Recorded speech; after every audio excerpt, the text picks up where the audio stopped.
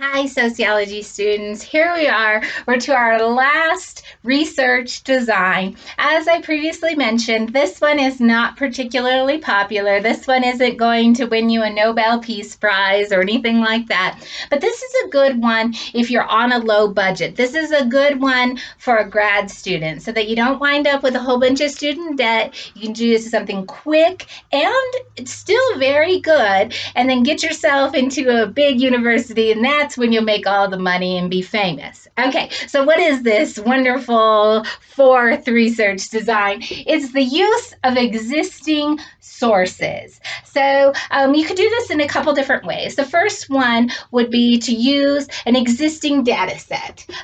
So maybe I had a friend who used, in the United States, we do this thing called the ag census. The USDA, they try to find out what all the farmers and ranchers are producing so that we can kind of have a sense of how much agricultural products we're going to have on the market. So what she did is she took that data set from the ag census, she kind of manipulated it in a new way and compared it to some other data.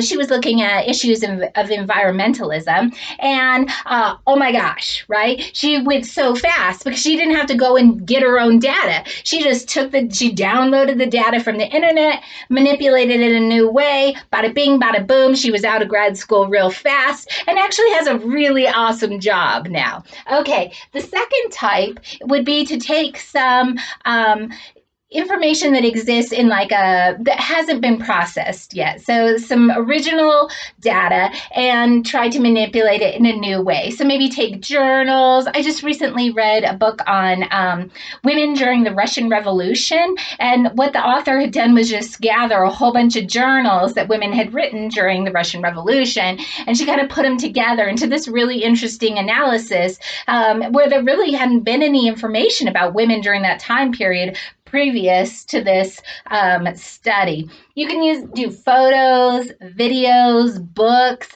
but you use that as your data set rather than going out and talking to people. This is really good for things historically where you can't go back. You can't do an ethnography on people, from the past. And so you can use their artifacts to try to create a new analysis. Again, inexpensive, quick, get you through grad school without a whole bunch of debt.